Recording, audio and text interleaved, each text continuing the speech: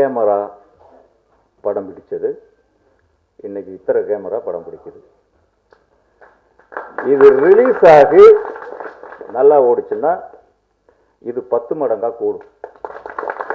அவ்வளோதான் சினிமா, வேற ஒன்றுமே கிடையாது. நிறைய எல்லாரும் பேசிட்டாங்க, யாருமே எனக்கு புதுசும் இல்லை, புதுசாக இருக்கிறவங்களுக்கு நான் புதுசும் இல்லை. ஒவ்வொருத்தராக தனித்தனியாக சொல்லணும்னா ரொம்ப டைம் ஆயிடுச்சு. ஐ திங்க் நீங்கள் ஒரு கதை சொன்னீங்கன்னு நினைக்கிறேன். எனக்கு இல்லை, நீங்கள் ஒரு கதை சொன்னீங்க, நம்ம பேசணும் ஒரு படம் பண்ணுறதை பற்றி. அது பண்ணலை. நட்டி ஒரு கதை கேட்டுட்டு பண்ணலை. ஸ்ரீகாந்த் தேவா ஒரு படம், தனுஷ் படம் இல்லையா, என் மகன் என் மகன் என் மகன் என் மகன் இன்னைக்கு கொஞ்சம் எதுலையெல்லாம் எப்படி எல்லாம் மாட்டிட்டு இருக்கேன் பாருங்க. அந்த ஐ திங்க் திருவிளையாடல் ஆரம்பம்னு நினைக்கிறேன் தம்பி. அவர் ஏதோ அவருக்கு இன்னைக்கு விஜய் படம் இல்லையா, நீங்க எடுத்த முடிவு சரியான முடிவு தான், தப்பு கிடையாது. சிம்பு படம் அப்பவும் சரி, இன்னும் நல்ல முடிவு அது. அதுக்கப்புறம் இமான் பண்ணார். அதை அவங்க அப்பா கூட நான் 5 படம் பண்ணியிருக்கேன், 5மே சூப்பர் ஹிட். இன்னொரு மேட்டர் இங்க சொல்றேன், நீங்க அப்பாட்ட போய் சொல்லுங்க. அவருக்கு நான் சம்பளம் கொடுக்கும்போது கவரா தான் கொடுப்பேன், ரீ ரெக்கார்டிங் வாசிக்கும் போது பணம் கொடுத்தா தான் வாசிப்பேன்னு அவர் இது வரைக்கும் சொன்னதில்லை. அது கவரில் கொடுக்கும்போது என் முன்னாலேயோ காரில் உட்காந்தோ அவங்க பிரதர்ஸ்ட கொடுத்தோ அந்த கவரை அவர் பிரித்து பார்த்ததே கிடையாது. அது தேவா. இவர் அப்பவும் வாசிச்சுட்டு இருப்பாரு. அன்னைக்கு கிட்டத்தட்ட ஒரு 10-15 வருஷம் 20 வருஷங்கள் இருக்கும் இல்லையா. 2002 தொழுவது இளமை வந்தது. அதுக்கு முன்ன வரைக்கும் ஒர்க் பண்ணோம். அப்போ இப்படியே தான், இதே உருவம், இதே சிரிப்பு, அவங்க குடும்பத்துக்கே பரம்பரை சொத்து. அவங்க அம்மா இதை விட சிரிப்பாங்க. அவங்க வீட்டிலிருந்து ஒரு இத்தினோடு ஒரு இட்லி, அதுக்கு ஒரு கிட்டத்தட்ட சிகப்பும் மஞ்சளும் கலந்த மாதிரி ஒரு சட்னி. அது நான் தேவா சார் ரெக்கார்டிங்னா ஸ்டூடியோவில் போய் தான் சாப்பிடுவேன். சத்தியமாக நான் வெளியில் சாப்பிட்றது எனக்கு சுத்தமாக பிடிக்காது. அந்த அளவுக்கு.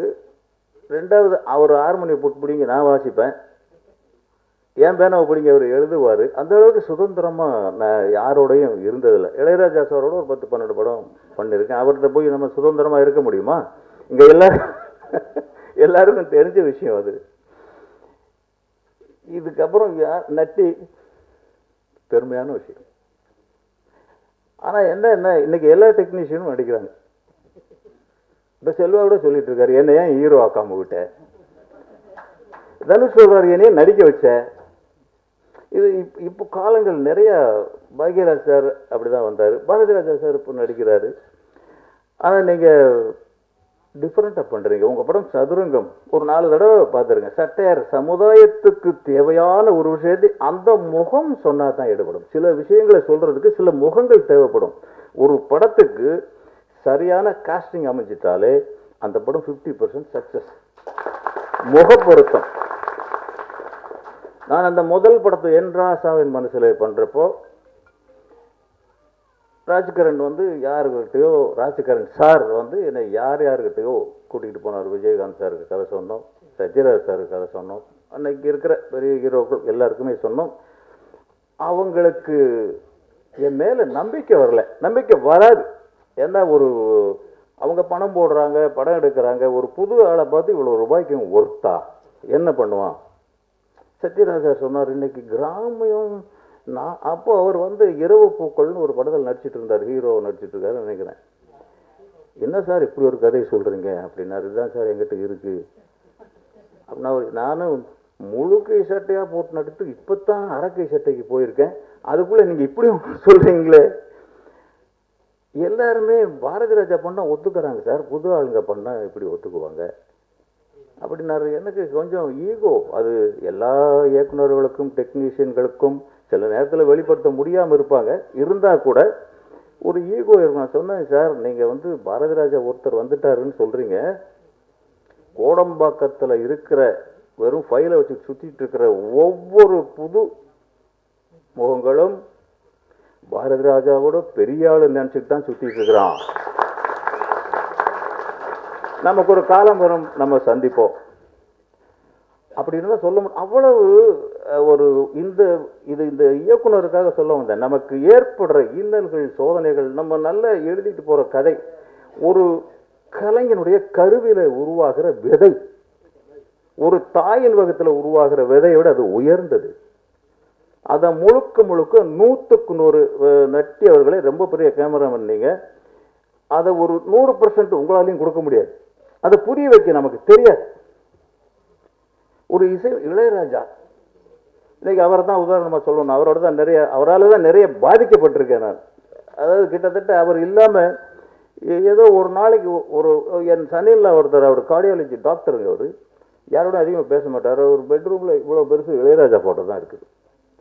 அப்படிப்பட்ட இளையராஜா கூட நான் நினைச்சதை செய்ய மாட்டார், நாம் நினைக்காததை ஒன்று செய்வார். அது நமக்கு ப்ளஸ் பாயிண்ட் அமையும். அவர் வேறொருத்துக்கு அந்த எல்ராஜாவின் மனசில் படத்தை பார்த்துட்டு, ஏப்பா இந்த இடத்துல ஏதாவது கொஞ்சம் ஷார்ட்ஸ் வச்சிருக்கியா? எனக்கு அப்போ வந்து நான் இப்படி தான் அவர்கிட்ட முதல் படம் அவர்கிட்ட ஊன்ற பாக்கியம், அதுவே பெரிய விஷயம். எதுக்கு இவர் கேட்குறாரு? இருக்குண்ணே. சரி, இல்லைன்னா இன்னும் கொஞ்சம் எடுத்துட்டோம். சரி, கொஞ்சம் எடுத்து கொண்டு போய் கொடுத்தோம். பெண் மனசு ஆழமன்னு ஆம்பளைக்கு தெரியும் அப்படிங்கிற ஒரு பாட்டு, அது என் கற்பனையிலையும் கிடையாது, என்னுடைய கதையிலையும் கிடையாது, என்னுடைய திரைக்கதையிலையும் கிடையாது. அது அந்த மாதிரி ஒவ்வொருத்தருடைய நம்மளுடைய கனவுகளை மற்றவங்க சிதைக்கிற மாதிரியே தெரியும். அது நமக்குள்ள இருக்கிற ஒரு ஈகோ. அந்த மாதிரி ஒரு டைரக்டர் இருக்கா இங்கே இருக்குங்களா? உங்க டைட்டிலை பற்றி சொல்ல வேண்டியிருக்கு, சொல்றேன். அவருக்கு எவ்வளவு சோதனைகளுக்கு பிறகு, எவ்வளவு தடைக்கற்களுக்கு பிறகு, எவ்வளவு முள்ளு குத்துனதுக்கு அப்புறம், எவ்வளவு காயப்பட்டு, எவ்வளவு அவமானப்பட்டு இன்னைக்கு நட்சத்திரமா மின்னிட்டு இருக்கிற யாருமே அவமானப்படாதவர்கள் இல்லை. சூப்பர் ஸ்டார் ரஜினிகாந்த்ல இருந்து எவ்வளவு பட்டு இந்த இடத்துக்கு வந்திருப்பார். அவர் வெற்றி அடைய என்னுடைய வாழ்த்துக்கள். நல்லா வரணும். இதுக்கு முன்னாடி ப்ரொடியூசர் தான் சொல்லியிருக்கணும், நம்ம எவ்வளவுதான் கப்பலில் போகிறோன்னு கதை எழுதிட்டு வந்தால் கூட அதை கப்பலை கொண்டு வர்றதுக்கு ஒரு கிறுக்கம் வேணும் நமக்கு. யாராவது ஒருத்தர் மஞ்சள் பை வச்சுக்கிட்டு நம்ம சொல்கிற காசை கொடுத்துட்டு போகணும். ப்ரொடியூசர்ஸ் ஆர் தி பேயிங் டாக்ஸ். இப்படி மிகப்பெரிய ஜாம்பவான் ஒருத்தர் சொன்னார். அடுத்த வருஷம் அவர் சினிமாவில் இல்லை. அதுதான் தயாரிப்பாளர். அது வந்து ஒரு தாய் வயிறு, ஒரு மகனை போல எல்லாருக்கும் சாப்பாடு கொடுக்குது. அவங்க படுற கஷ்டங்கள், ஒருத்தனுக்கு உடம்பு சரியில்லைன்னா மருந்து கொடுக்குது. என்னுடைய ஷூட்டிங்கில் ஒரு தடவை திம்மம்னு தலைமை அந்த பக்கம் போய் ஷூட்டிங் எடுத்துருக்கோம். திடீர்னு ஆசியம்மாவுக்கு தொண்டையில் முள்ளுச்சிக்கு மீன் முள்ளு மாட்டிக்கிச்சு. கிட்டத்தட்ட 200 கிலோமீட்டர் போகணும் ஹாஸ்பிட்டலுக்கு போகிறதுக்கு. நடு ராத்திரி 1 மணி. அது ஒரு ஷாட் இருக்கு. தம்பி நீங்க இங்கேயே, நான் முடிச்சுட்டு வந்து பேச முடியல, அவங்களுக்கு பேச்சு வரல. அம்மா நீங்க போங்க, நாளைக்கு எடுத்துக்கலாம். இல்லை, நான் வந்து இந்த சீன் முடிச்சுட்டு தான் போவேன். அதுதான் அந்த காலம். அவங்க அங்கிருந்து ஒரு கார்ல கோபிச்செட்டிப்பாளையம் வந்து 200 கிலோமீட்டர் இருக்கும்ல தம்பி, கோபிச்செட்டிப்பாளையம் டு திம்மம் வந்து கூடவா 100 கிலோமீட்டர். அந்த 100 கிலோமீட்டர் நைட்டு 1 மணிக்கு வந்து அவங்க ட்ரீட்மெண்ட் பண்ணிக்கிட்டு வந்து அந்த சீன் நடிச்சுட்டு தான் வீட்டுக்கு போனாங்க. அதுக்கும் செலவு பண்ணது ஒரு ப்ரொடியூசர் தான். அந்த ப்ரொடியூசர் நான் இல்லை, ரொம்ப சின்ன ப்ரொடியூசர். இப்படி இன்னைக்கு கேரவன் கலாச்சாரம்னு ஒன்று வந்திருக்கு. அதுக்கு செலவு பண்ணுறவனும் ப்ரொடியூசர் தான். நிறைய விஷயங்களுக்கு நம்ம அனாவசியமான, நான் ஒரு படம் ப்ரொடியூஸ் பண்ணும்போது தாஜ் ஹோட்டலில் ஒரு ரூம் போட சொன்னாங்க ஹீரோயினுக்கு. போட்டாச்சு. அங்கே எவ்வளோ 13,000 ரூபா இருக்கும்னு நினைக்கிறேன். ஹீரோயின் தங்க ரூமுக்கு இருக்கும்ல. கிட்டத்தட்ட 1 வாரம் 9 days அந்த அம்மா அதில் தங்கவே இல்லை. சரி, இங்கே தங்கலைன்னு சொல்லிட்டா ஒரு 2 லட்சம் ரூபா மிச்சம் தானே. பட் அந்த செலவு ஆகட்டும்னு நினைக்கிறாங்க. நான் யார் பேரையும் குறிப்பிட்டு சொல்லலை. இன்னைக்கு அவ்வளவு சிரமங்கள் இருக்கு. அவ்வளவு சிரமத்துக்கு இடையில பெரிய படங்கள் பண்றது ரொம்ப சுலபம். ஆர்டிஸ்ட் பேரை சொல்லியோ, டைரக்டர் பேரை சொல்லியோ, மியூசிக் டைரக்டர் பேரை சொல்லியோ. நான் படம் பண்ணும்போது இளையராஜாங்கிற பேர் தான், தேவாங்கிற பேர் தான். நான் 3வது இடத்துல இருப்பேன். அப்படியெல்லாம் அந்த இளையராஜாங்கிற பேரை சொல்லி டைரக்டர் ஆனவங்க ரொம்ப பேர், அவரால் கெரியரை வளர்த்துக்கிட்டவங்க ரொம்ப பேர். இன்னைக்கு அப்படியெல்லாம் இல்லை. எல்லாருமே வர்றாங்க. தொழில் தெரியுதா தெரியலையா, படம் எடுக்கிறவன் ஒரு கற்பனையோட வர்றான், தொழிலை நேசிக்கிறான். இது ஒரு நல்லா இருக்கே. அங்கே வந்து இறங்கனுடனே அவன் கேப்சர் பண்ணி டைவெர்ட் பண்ணி 50 ரூபாய்க்கு படம் பண்ணுறேன், 1 கோடி ரூபாய்க்கு படம் பண்ணுறேன், 2 கோடி ரூபாய்க்கு படம் பண்ணுறேன்னு அது 5 கோடிக்கு விட்டு பூஜையோடு நிற்கிறது பாதி, 1 வாரம் ஷூட் பண்ணிட்டு நிற்கிறது பாதி, படம் எடுத்து முடிக்கிறது பாதி, அதுக்கப்புறம் அதை ரிலீஸ் பண்ணுறதுக்கு ஒரு இவ்வளவு கஷ்டங்களை தாண்டி இது வெற்றி தான். இந்த இடத்துல இது வந்து ஒரு ஆடியோ லான்ச்னு வந்திருக்கிறது பெரிய வெற்றி. ஒரு நாள் ஷூட்டிங்கை வந்து வயிற்று வலி இல்லாமல் மாறு வலி இல்லாமல் எடுக்க முடியாது இன்னைக்கு இருக்கிற சூழ்நிலையில். இன்னைக்கு எல்லா இளைஞர்கள்கிட்டையும் ஒரு நல்ல பழக்கம் இருக்கு. நம்ம ஏதாவது இப்பா என்னப்பா கொஞ்சம் பார்த்து பண்ண, அடுத்த நிமிஷம் அவர் காணாமல் போயிடுவார், மொபைல் சுவிட்ச் ஆஃப் பண்ணிடுவார். இங்கே இத்தனை பேர் வெயிட் பண்ணுறானே, ஒரு 200 பேருடைய உழைப்பு. இன்னைக்கு அவர் மியூசிக் டைரக்டர் காணும், எல்லாரும் சொன்னாங்க, கைதட்ட சொன்னாங்க. அவர் ஏன் வரலன்னு எனக்கு தெரியல. பட் ரீசன் உடம்பு சரியில்லையா? இதை விட என்ன, இங்க வந்து உடம்பு சரியா இருக்குமே இல்லையா? இதுதானே. நான் பெட்ல அட்மிட் ஆயிருக்காங்க பாருங்க. மியூசிக் டைரக்டர் பெட்ல அட்மிட் ஆயிருக்காரு, ப்ரொடியூசருக்கு மாமியார் காலமாயிட்டாங்க. நல்ல சகுனங்கள் இதெல்லாம். இளையராஜா வந்து ஃபர்ஸ்ட் சாங்கை ரெக்கார்ட் பண்ணும்போது டேக்குன்னு சொன்னோடனே பவர் கட்டு. இது அருமையான சகுனம் உங்களுக்கு. அவர் தான் இளையராஜா. அப்போ பஞ்சன் அப்பவே சொல்லியிருக்காரு, உனக்கு அதிர்ஷ்டம்டா தம்பி, எங்கே கொண்டு விட்டுருக்கு. அது மாதிரி இது உங்களுக்கு நல்ல சகுனமாக அமையுது அப்படி நினச்சிக்கோங்க நீங்கள். இதில் ஒர்க் பண்ண கேமராமேன், மியூசிக் டைரக்டர், அவர் வரலங்கிறத தப்பாக சொல்லிட்டா இருந்தாலும் மன்னிச்சுக்காங்க. அவருக்கு பெட்டில் அட்மிட் ஆகிருக்காராம். என்னுடைய வாழ்த்துக்கள். அத்தனை பேரும் தனித்தனியாக ஒன்றும் சொல்ல முடியல. சினிமாவை நேசித்து வந்திருக்காங்க. அவங்க படம் டைட்டிலை பற்றி சொல்கிறேன்னு சொன்னேன்ல தம்பி, வாங்க. இந்த டைட்டில் யார் வச்சது? சேர்ந்து எல்லாம் வைக்க முடியாது. யார் வச்சதுன்னு சொல்லுங்க. அதில் மிகப்பெரிய குற்றச்சாட்டு இருக்கு. ப்ரொடியூசர் சாரா? கொடுத்தது நீங்க தானே? பார்க்க தோணுதே அப்படின்னு. லவ் பண்ணிருக்கீங்களா? இல்லைன்னா இப்படி டைட்டில் வைக்க முடியாதியா? எப்படி இப்படி டைட்டில் வரும்? லவ் பண்றதுக்கு மதுரைக்கு போயிடுறாராம். லவ் பண்றதுக்கு இல்ல, உங்க டைட்டில் ரொம்ப நல்லா இருக்கு, பார்க்க தோணுது அப்படின்னா நான் லவ் பண்ண காலங்கள் ஞாபகத்துக்கு வந்துருச்சு அங்க வரும்போது. கட்டாயம் லவ் இல்லாம எழுத்தாள் என் கையில் பேனா கொடுத்தது காதல் தான். அது இல்லாம அந்த பொண்ணு வருவான்னு வெயிட் பண்ணி தான் அந்த நேரத்தை என்னடா பண்றது. ஃபர்ஸ்ட் இயற்கையை பார்த்தோம், அப்புறம் அருவியை பார்த்தோம், அப்புறம் ஆத்த பார்த்தோம், அப்புறம் குருவிகள் சத்தம் கேட்டோம்.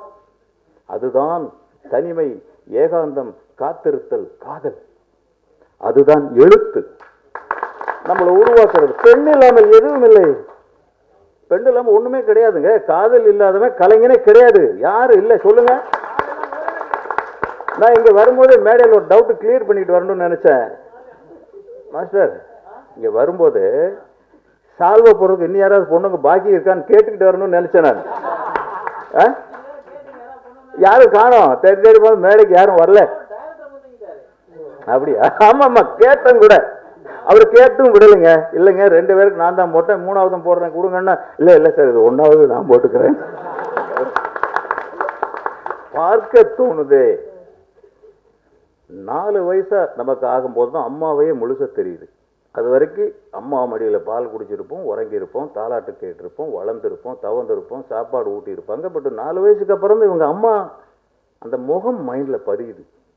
அப்போ இருந்தே அம்மா பிரியிற ஒவ்வொரு கணமும் அம்மாவை பார்க்க தோணுது.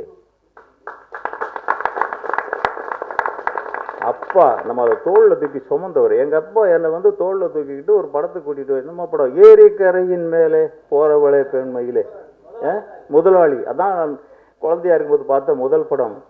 அந்த அப்பா நமக்கு ஏதாவது பணம் தேவைன்னு அப்பாவின் முகத்தை பார்க்க தோணுது. பள்ளிக்கு போனால் ஃப்ரெண்ட்ஷிப் ஒருத்தனை தான் பிடிக்கும். ஒரு கிளாஸில் 50 பேர் இருப்பான், 100 பேர் கூட இருப்பான், 20 பேர் இருப்பான், யாராவது ஒருத்தனோட தான் ஃப்ரெண்ட்ஷிப்பு. அந்த நண்பனை பார்க்க தோணுதே. அதற்கப்புறம் காதலி. ரோட்டில் ஒரு நாளைக்கு 1000 பொண்ணை பார்க்குறோம், ஒருத்தையும் மட்டும் எப்படி பிடிக்குது? அது ரத்தத்தோட கலந்தது, கலக்க போகிறது, வாழ்க்கையில் நம்மளோட ட்ராவல் பண்ண போகிறது. சத்தியமாக ஒரு பொண்ணை தான் லவ் பண்ணேன், ஆனால் கல்யாணம் பண்ணிக்கல.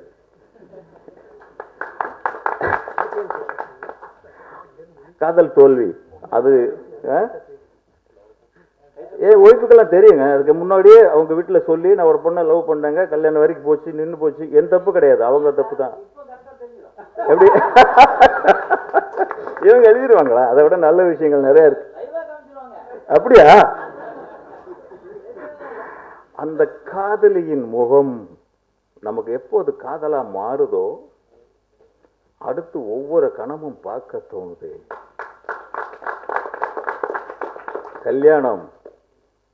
கல்யாணத்து அன்னைக்கு எல்லா ஆம்பளையும் சந்தோஷமா இருப்பான், சும்மா ஹீரோ மாதிரி அப்படி இப்படிதான் இருப்பான். அடுத்து விழுறது அப்புறம் தான்.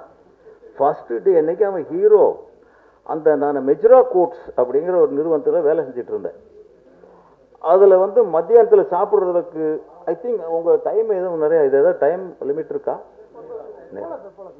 ஓகே. அந்த மெஜரா கோட்ஸ் நிறுவனத்தில் மத்தியானத்தில் சாப்பிட்றதுக்கு வீட்டுக்கு போகிறதுக்கு பெர்மிஷன் கிடையாது. எனக்கு புது மனைவி, மனசுக்கு பிடிச்ச மனைவி.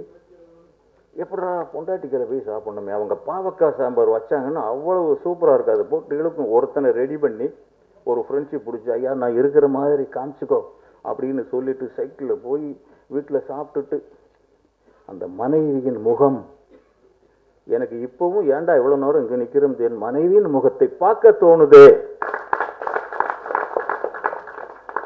என் குழந்தை மெஜரா கோட்ஸ்ல 1974, ஆமா மதுரை மெஜரா கோட்ஸ் 74ல் 4000 ரூபா சம்பளம் எனக்கு. இன்னைக்கு என்னன்னு கணக்கு போட்டு பாருங்க, முடியுமா?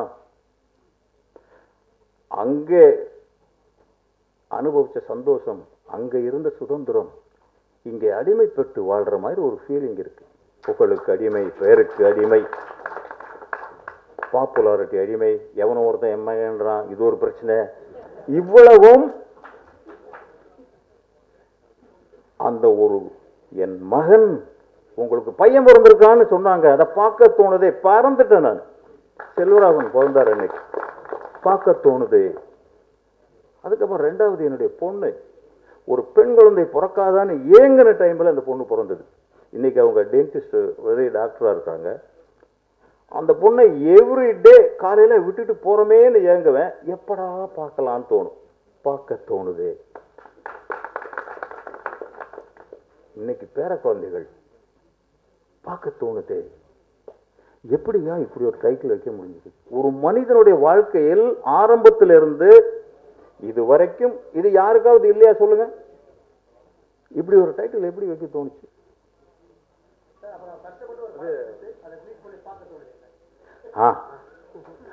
கஷ்டப்பட்டு எடுத்துட்டு இந்த காப்பி, ஃபர்ஸ்ட் காப்பி எனக்கு ராஜா சார் மியூசிக் வைக்கும்போது எனக்கு கடவுளால் ரொம்பவும் ஆசீர்வதிக்கப்பட்டவன் நான். இதை பாரதி ராஜா சார் தான் அடிக்கடி சொல்லுவார். நான் சினிமாவில் வாய்ப்பு தேடி அலையும் போது புதுமுகங்களாக இருக்கணும். இளையராஜா இன்னைக்கு இப்படி பார்த்தா கூட நமக்கு தெரிய மாட்டார், அந்த அளவுக்கு இருக்கும்போது வேணும் அப்படிங்கும்போது அவர் கிடைச்சிட்டார். அப்போ அவர் வந்து சைலண்டா உட்காந்துருக்கோம். பின் ட்ராப். அவர் இருக்கிற ஸ்டுடியோவில் யாருமே பேச முடியாது, கனமா மூச்சு கூட விட முடியாது. அவர் என்ன சத்தம் வரப்போகுது, நம்ம படத்துக்கு இவ்வளவு பெரிய இந்தியாவுடைய மேதை, ஒரு லெஜண்ட், இசைஞானி வாசிக்க போறாரு, என்ன சத்தம் வரப்போகுது அப்படின்னு அந்த குயில் பாட்டு done done done done done done done அப்படின்னு ஒரு மியூசிக் வந்தது பாருங்க, அன்னைக்கு பறந்தது தான், இன்னும் நிக்கல. அந்த ஆவல் காப்பி ரெடியாக போய் உட்காந்துருப்போம் அதை பார்க்கறதுக்கு. எப்படா வரும் படம் பார்க்க தோணுது. அது தியேட்டரில் வந்துடணும் ஐயா, அதுதான் தவம். இன்னைக்கு படம் எடுக்கிறது ரொம்ப ஈஸி, ரொம்ப ஈஸி. இன்னைக்கு நான் நினச்சேன்னா நாளைக்கு காலையில் 10 படம் ஷூட்டிங் ஆரம்பிக்கலாம், ஆனால் ஒன்று கூட ரிலீஸ் பண்ண முடியாது. அதுதான் கஷ்டம். இது எப்படி ஒரு மாயை இந்த சினிமாவுக்குள் வந்தது? ஒரு அருமையான பொழுதுபோக்கு சாதனம், எல்லாரையும் மகிழ்விக்கிற ஒரு சாதனம். இது வந்து ஒரு கேம்லிங்ல மாட்டி என்னமோ மிகப்பெரிய ஒரு சூழ்ச்சியில போய் சிக்கின மாதிரி இருக்கு. ஏன் சின்ன படங்கள் வந்தா தான். நாம் என் படம் பண்ணும்போது, என் படம் துள்ளுவோத இளமை எடுக்கும்போது, என் பையன் அவர் வந்து +1 படிச்சுட்டு இருந்தார். அப்போ வந்து நான் அவரை ஹீரோவை ஆக்கணும்னு அவருக்கும் சினிமாவில் ஈடுபாடே கிடையாது. ஐயோ எனக்கு வேணான்னு தான் சொல்லிட்டு இருந்தார். அப்போ ஷூட்டிங் பண்ணிட்டு இருக்கும்போது ஒரு ஃபைனான்சர் வந்து பணம் கொடுக்குறாரு. ஃபைனான்ஸ் கொடுத்துட்டு அந்த பக்கம் போய் அப்பனும் மகனும் கேமரா வச்சு விளையாடுறாங்க. பணத்தை கொடுத்தார். அப்போ நான் கொஞ்சம் மார்க்கெட்டில் இருந்த டைரக்டருங்கிறதுனால என்னை நம்பி கொடுத்தாரு. ஆனால் அந்த பக்கம் போய் பேசிட்டு அப்பனும் மகனும் கேமரா வச்சு விளையாடிட்டு இருக்கானுங்க அப்படின்ட்டு போறாரு. என்றாசாவன் மனசுலே ராஜகரண்டும் நானும் போறப்போ கோடம்பாக்கத்தில் 2 கோமாளிங்க திரிகிறாங்க. இதையெல்லாம் தாண்டி தான் வந்திருக்கேன். நீங்களும் அதையெல்லாம் தாண்டி தான் வந்திருப்பீங்க. ஃபர்ஸ்ட் நீங்க போட்ட காசு கிடைக்கணும், அதுக்கப்புறம் ப்ராஃபிட் கிடைக்குமாங்கிறது இன்னைக்கு எங்கேயுமே இல்லை. எவ்வளோ பெரிய ஊன்றான், விளம்பரம் கொடுக்குறான், போஸ்டர் ஓட்டுறான், ப்ரொடியூசர் போய் கேட்டால் 2 ரூபா போச்சுங்கன்றான், டிஸ்ட்ரிபியூட்டர் கேட்டால் 50 ரூபா போச்சுங்கிறான். அந்த போச்சுங்கிறது தான் இன்னைக்கு இருக்கு. அதை தாண்டி வர்றது சின்ன படங்கள் மட்டும்தான்.